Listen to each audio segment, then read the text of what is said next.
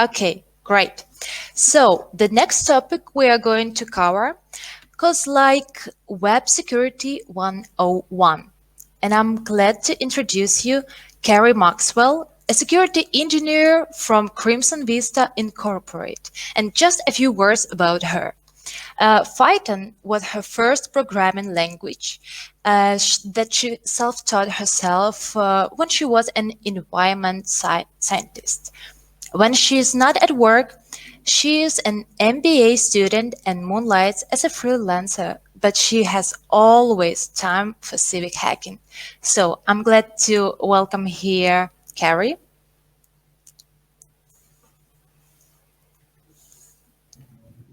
Hi, Carrie. Hi, how's How everyone are you? doing? How's your mood? It was pretty good. This is like my first time doing one of these online conferences, so Yeah, pretty good. congratulations. that is that's very sweet. Sorry for a long wait.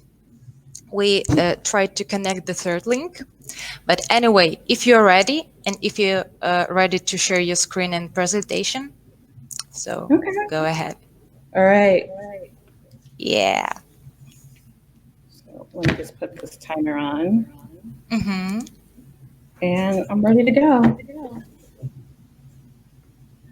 Yeah, So, we can see it. okay. This is Web Security 101. I'm Carrie Maxwell. A little bit about me. I have my environmental science major from Notre Dame. I was a fencing champion. I used to be a web developer, and then I moved into security and I got certified. And like most other people that have been through this pandemic, I am now on the job market yet again. So you're wondering right now, why security? Why security talk at a React conference? I know some of you guys are like, only big companies get hacked, but these mistakes can be costly. So I want to introduce that to you guys. So, one big thing I feel, this is what I feel personally, security is technical debt.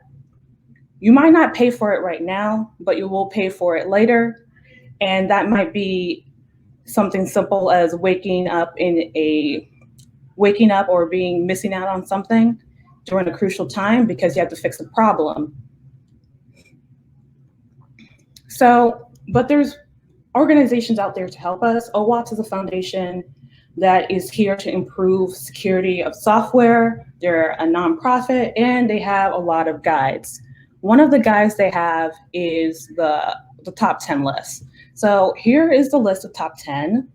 And we have injection, broken auth, sensitive data exposure, XML external entities, broken access control, security misconfig, cross-site scripting, insecure deceleration, using components with known vulnerability, and instance-specific logging and monitoring.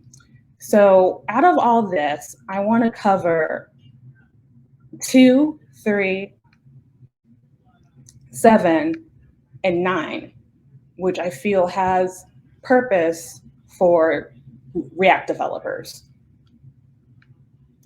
So pretty much any any app can be broken down by using you have to use a web server, you have application logic and a database, anything that's not something static like Gatsby. And when you have this, you're going to have data involved. And when data is involved, you have data in rest, data in transit, data in use. They're all vulnerable at any given time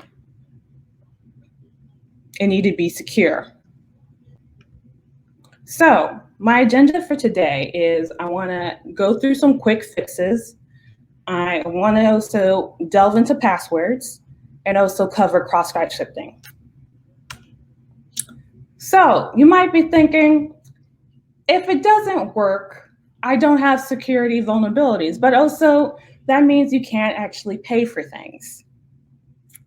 So, and also, people aren't going to pay, like your customers are not going to pay for an application they can't use. Also, if it has too many vulnerabilities, you might lose your customers. So, moving on to some quick fixes.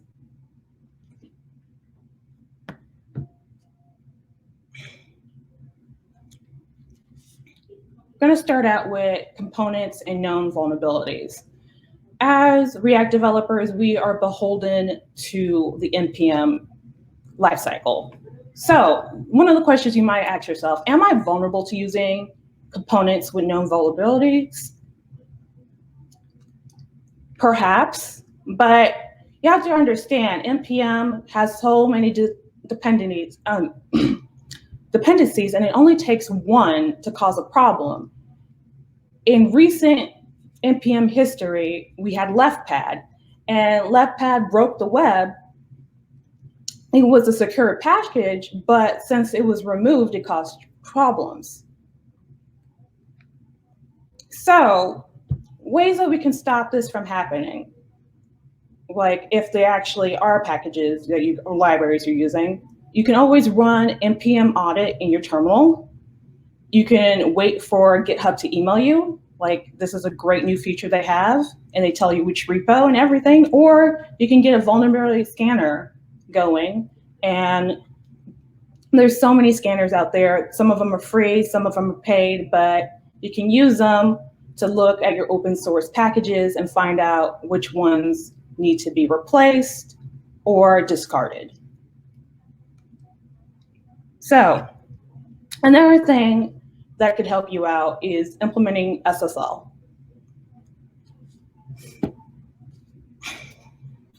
Secure socket layer, or also known as the new version, transport layer security. So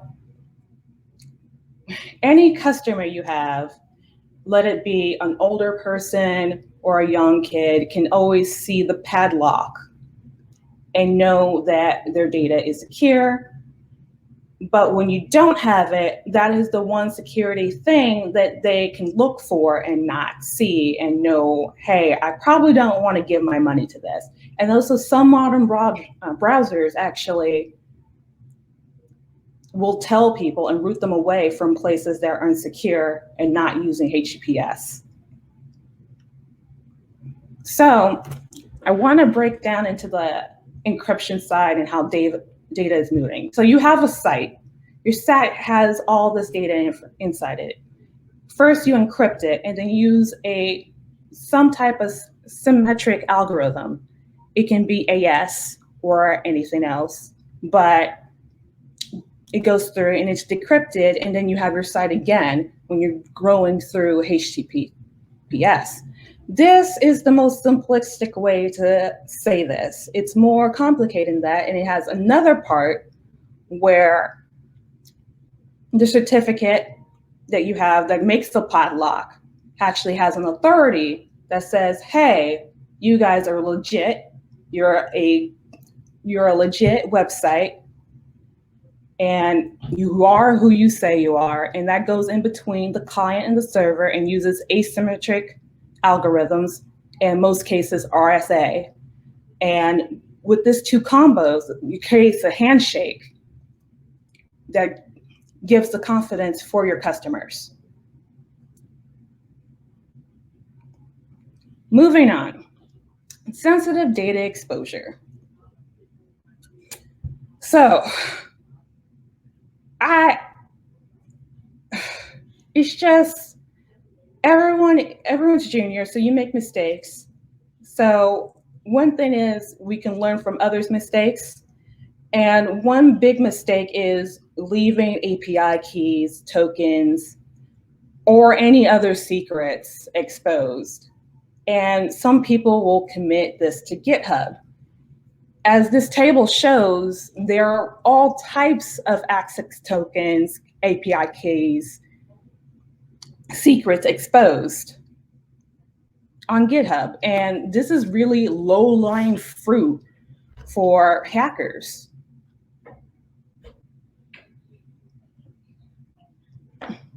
So there is a way to actually hide your API keys and secrets. This person we found actually started having keys in access, but also they actually exposed their keys in GitHub. So it still happens. A way to avoid this whole situation is just use environmental variables. So you can create an environment file, make custom variables, hide your API keys or anything else that's secret, and then add those variables to get your get ignore file. Also, you might have a node and environment file too that you also want to hide as well and use that instead. But also, there are actually libraries out there like Get Secret and Get Secrets with an S, which also helps hide AWS files, um, AWS secrets, because once those get out, man, you're getting a lot of DOS attacks, like denial of service attacks, and your bill for Amazon, I would not want to pay that bill, believe me. So another quick thing you can do to actually help you out in security is test often. So that can be unit test for just the code itself, or you can even delve into DAS and STAS, like static testing, like application testing, and also dynamic testing. And I like to remind myself of the testing burrito. I have tests I plan to write, the tests I start writing, tests I delete because I think they're stupid and take more time than they're worth, and we actually get some tests. And then we dip this Dorito into the salsa, which is pretty much this ball of salsa, which is your CI/CD pipeline. It also has static testing and application security testing as well, all automated. So you just dip your chip in for you as a developer, and you guys are just eating the success of testing. Delicious. But also, hopefully that motivates you to actually write tests. So at this point, you might think, hey, this is fine, but things are better. I'm doing some of these things. But you might not know how big the dumpster fire of security you are actually sitting in. But no worries, we're going to move on, and hopefully you will get away from this dumpster fire. So, passwords.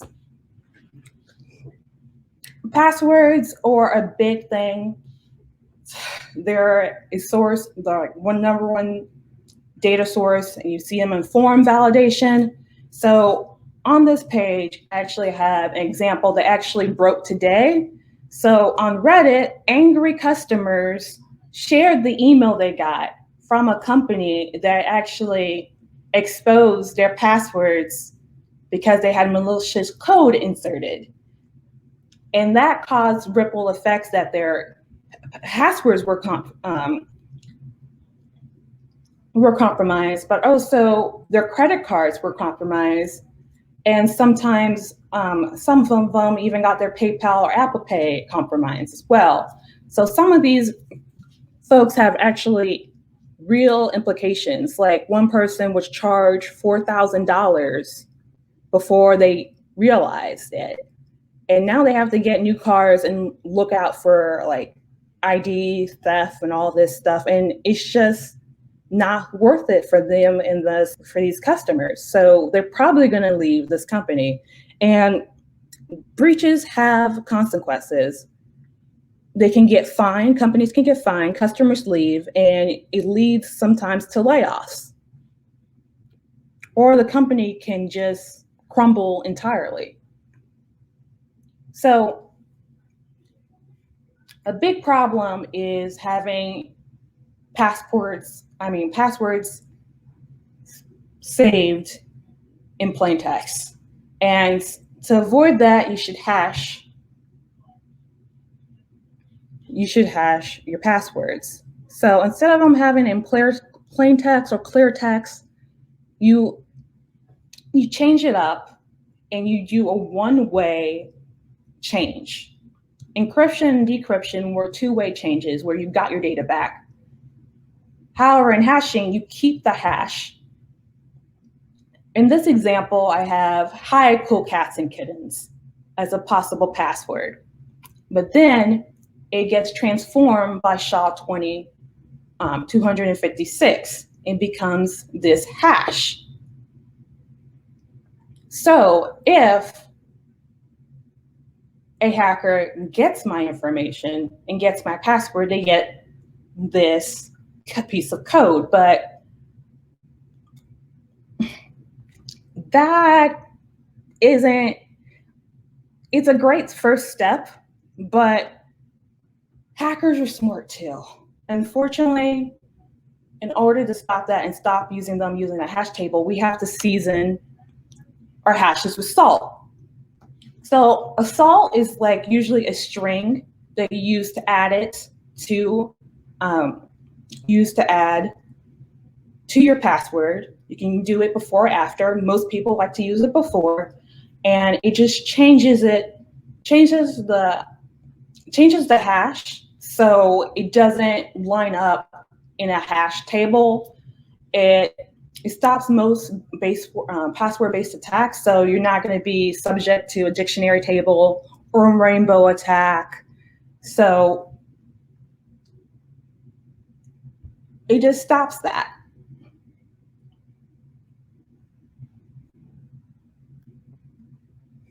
So I have some password tips that we've covered, and some I haven't.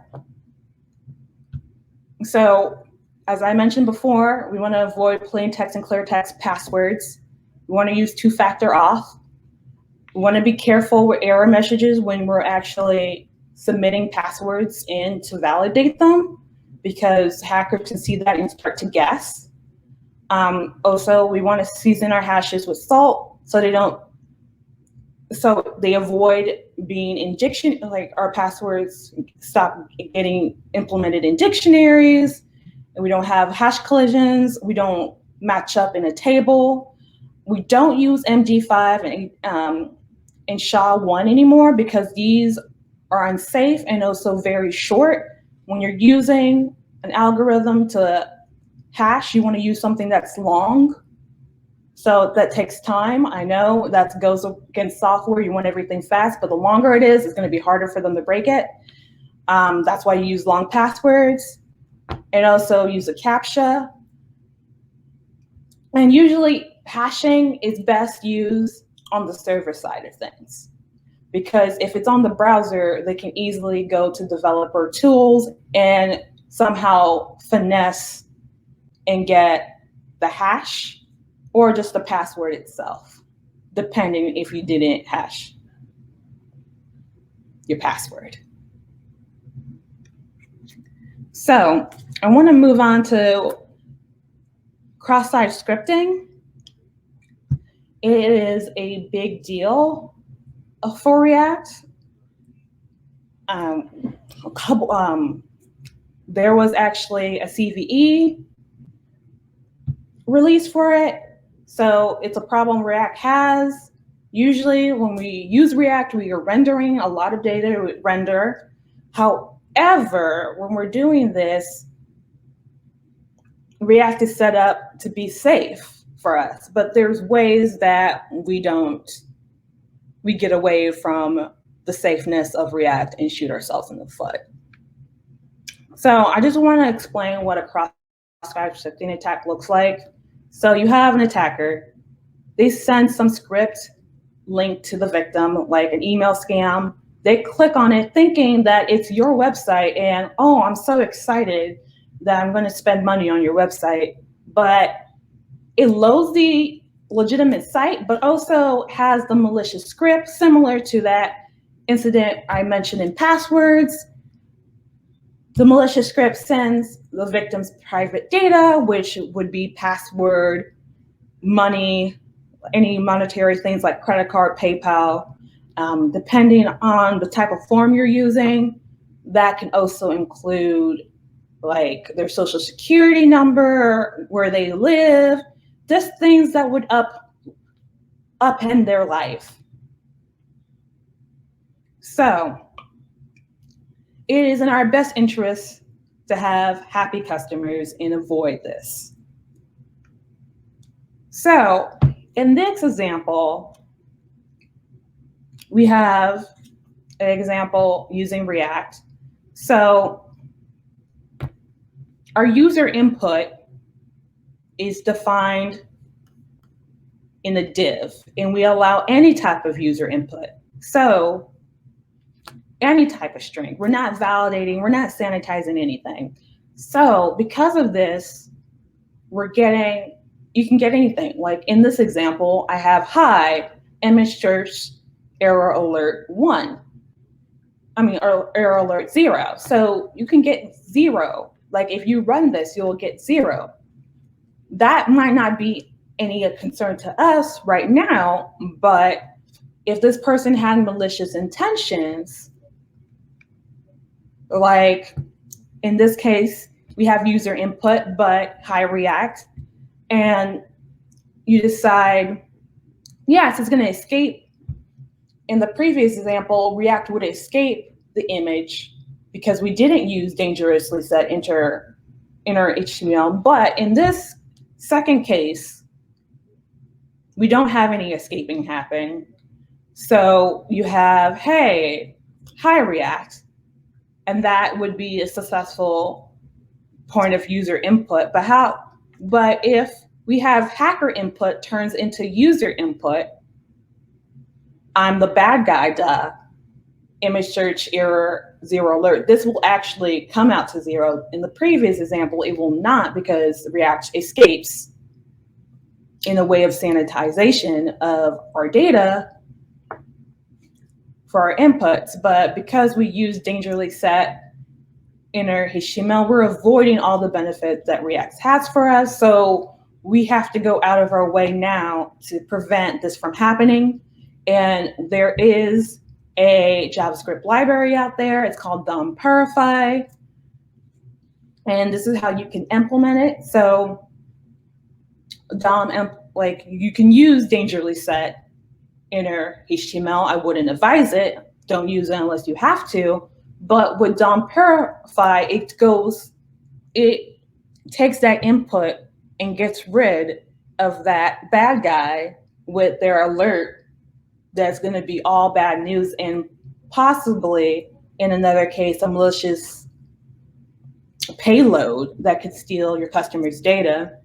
And DOM Purify gets rid of it, and all you're left with is I'm the bad guy, duh, and look at them. They look really dumb because they weren't able to run off with your data.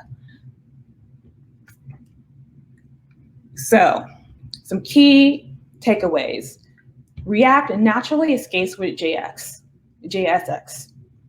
Don't use dangerously set inner HTML if you can help it. Don't trust parsers because parsers may work for HTML, but they will not leave, and they won't get every single thing out to sanitize.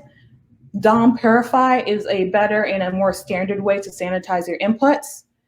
And here's a big way to shoot yourself in the foot is after getting that user data, if you transform it in another render or something else that modifies it, you can negate the positive effects of sanitizing your data. And also try and don't directly inject data to the DOM. So in conclusion, we went over broken authentication when we talked about passwords. We also talked about sensitive data exposure. We talked about cross-site scripting and how it looks in React. We also talked about using components with known vulnerabilities. So we learned a lot today. And I know some of it might be confusing, but each one of these topics could be their own talk. And this is just the surface layer of everything. So now I hope you can confidently move away and walk away from any dumpster fire you have with your customers' data intact. Also, if you're hiring and you like having your web app secure, hit me up on LinkedIn or email me. You can email me at cdmaxwell@gmail.com or on my Twitter. Also, here's some resources because I know I went through a lot of things quickly. and you might actually want to use this stuff. And I want you guys to actually implement this stuff. And that is pretty much the end. But also, I really can't mention one little thing: injection. SQDC, I can't leave without it. So, if anything, bobby tables and sanitize your inputs.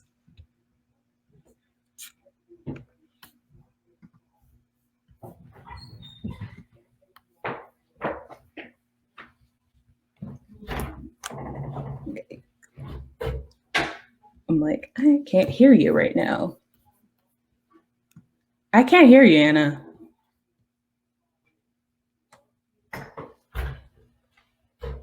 Вимкнути. Ага. Okay, can you hear me? Yes, I can hear you now. Yeah, great.